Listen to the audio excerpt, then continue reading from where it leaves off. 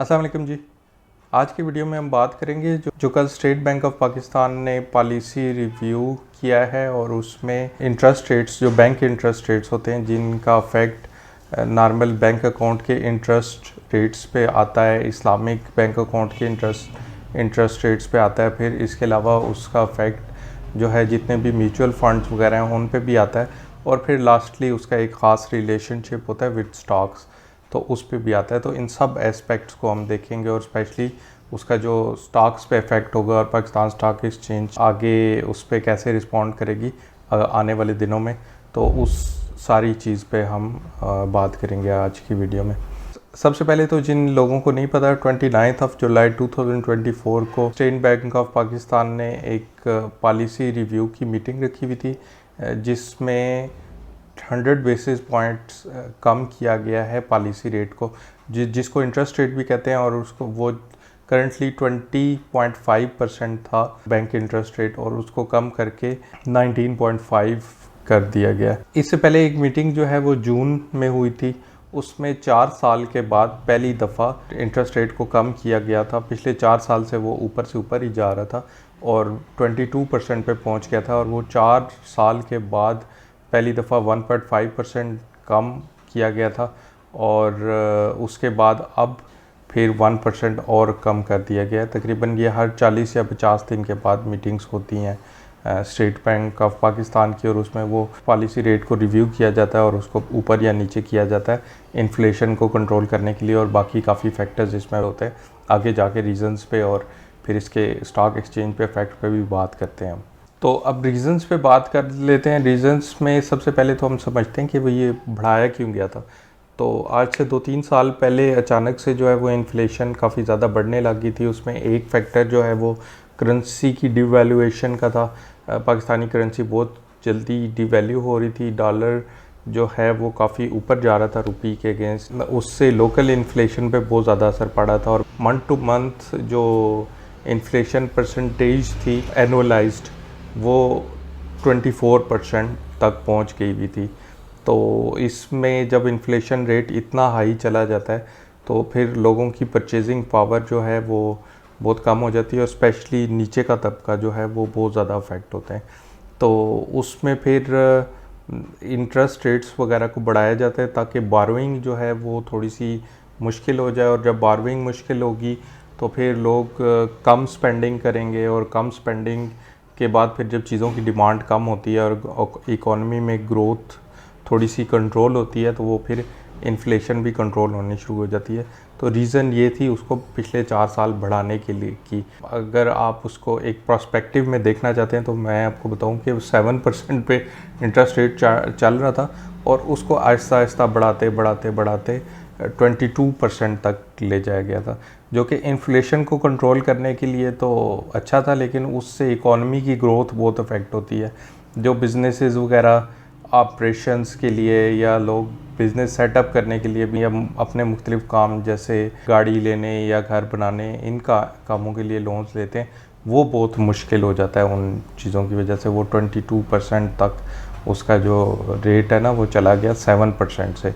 लेकिन उसका फिर फ़ायदा क्या हुआ कि आहिस्ता आहिस्ता इन्फ्लेशन पे फिर कंट्रोल आया, और जो इन्फ्लेशन एक टाइम पे 24% थी एनुअलाइज्ड मंथ टू मंथ, तो वो अब एनुअलाइज्ड रेट लास्ट टाइम जब रिव्यू हुआ था उस वक्त 11% पे पहुंच चुकी हुई थी, जो कि उस 24 के अगेंस्ट बहुत अच्छी परसेंटेज है, यानी कि आधे से भी कम हो गई थी।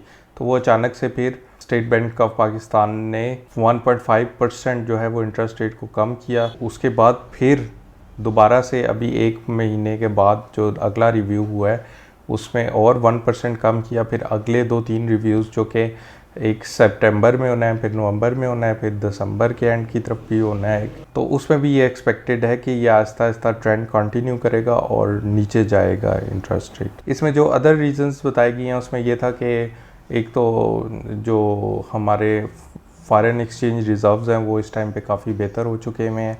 फिर जो जितनी भी इंपोर्ट्स पे बैन्स थी उनको ख़त्म कर दिया गया है, मतलब ये लग्जरी आइटम्स वगैरह हर चीज़ इंपोर्ट हो सकती है, जो कि बैन्स एक टाइम पे लगा दिए गए थे फॉरेन एक्सचेंज रिजर्व्स को बिल्कुल ही डिप्लीट होने से बचाने के लिए।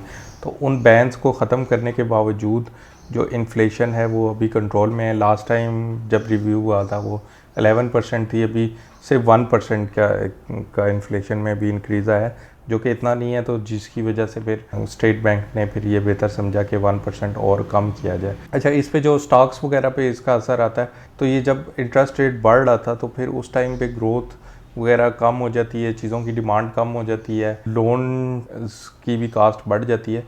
तो इस पर स्टॉक एक्सचेंज का एक काफ़ी पे बुरा असर पड़ता है। बिजनेसेस जो हैं वो चल नहीं रहे होते, फिर नए बिजनेसेस सेटअप नहीं हो रहे होते।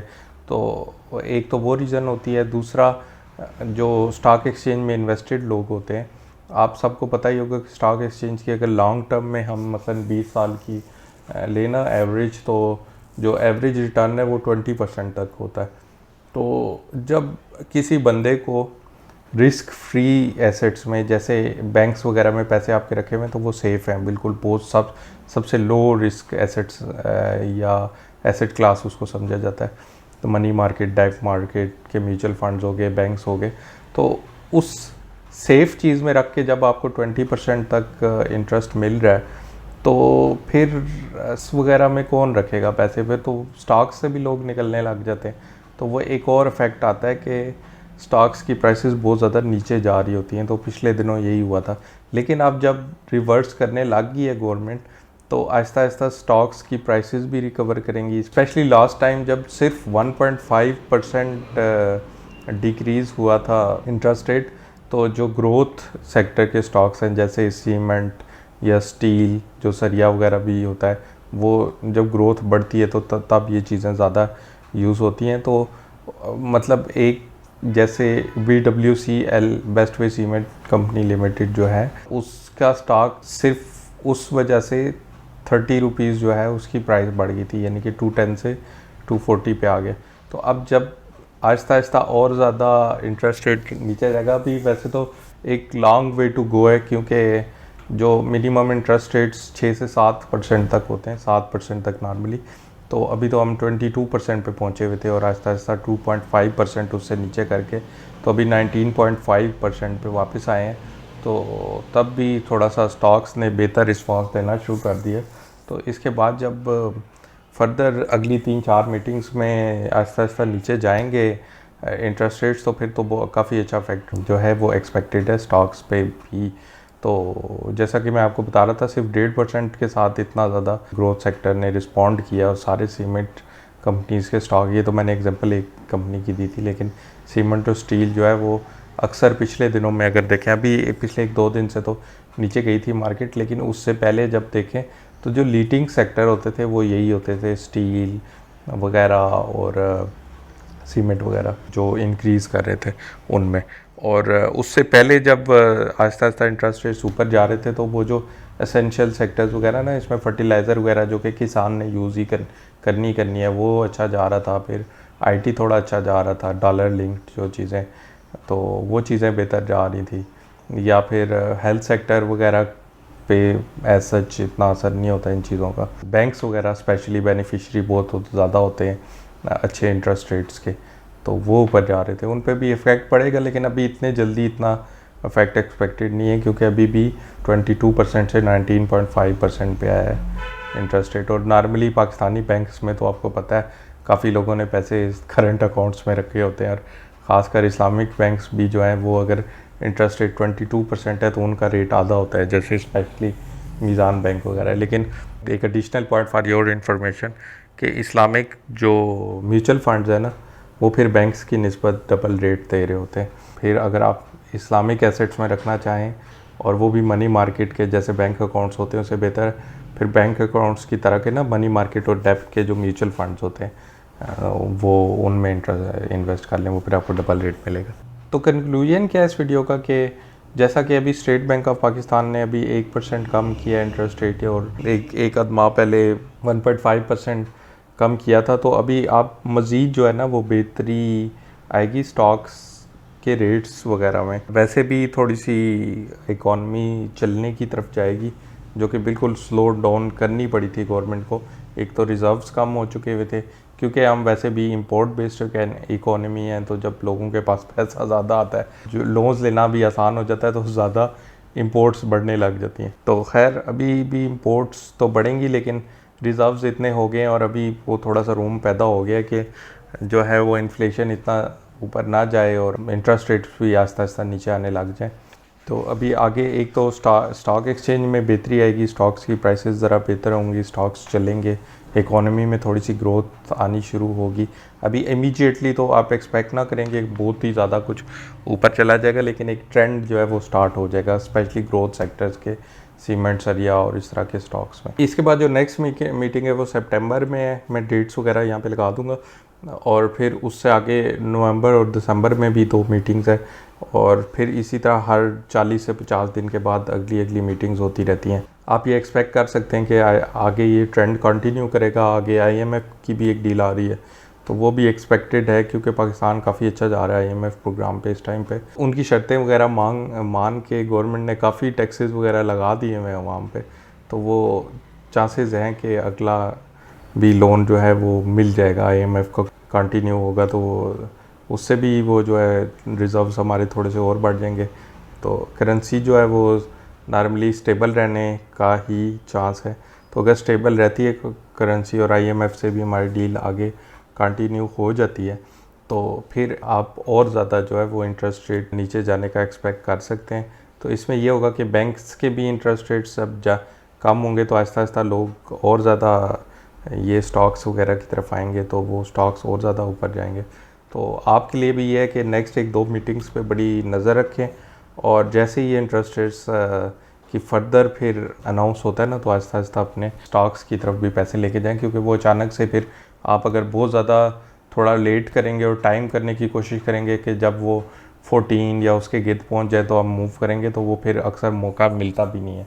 तो पहले से जो है वो ग्रोथ के सेक्टर्स में अगर आप जा सकते हैं, इवन फर्टिलाइज़र्स वगैरह और कुछ आप दूसरे सेक्टर्स हैं जो कि बहुत अच्छा डिविडेंड भी देते हैं, तो उनमें भी अगर आप जाएं तो ओवरऑल ही फ़ायदा होगा। जो PE रेशो है ना, प्राइस टू अर्निंग रेशो, तो जब ये इंटरेस्ट रेट्स काफ़ी हाई होता है तो वो नीचे आ जाती है। मसलन जो स्टॉक आपको 10 रुपये कमा के दे रहा होता है साल के, वो 40 रुपये का हो जाता है। लेकिन जब ये इंटरेस्ट रेट्स नीचे आने शुरू होते हैं और काफ़ी नीचे जब आ जाते हैं, तो वो उसकी PE रेशो मसलन 12% तक चली जाती है नॉर्मल हालात में पाकिस्तान स्टॉक एक्सचेंज में। ओवरऑल जो है वो स्टॉक्स की प्राइसेस बढ़ती हैं इंटरेस्ट रेट के नीचे आने से।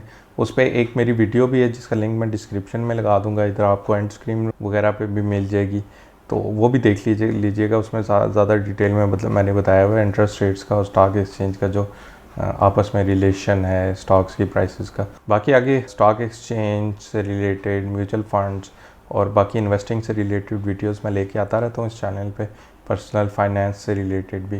तो आप सब्सक्राइब कर लें, और वीडियो अच्छी लगी हो तो लाइक कर लें इसको। मिलते हैं अगली वीडियो में।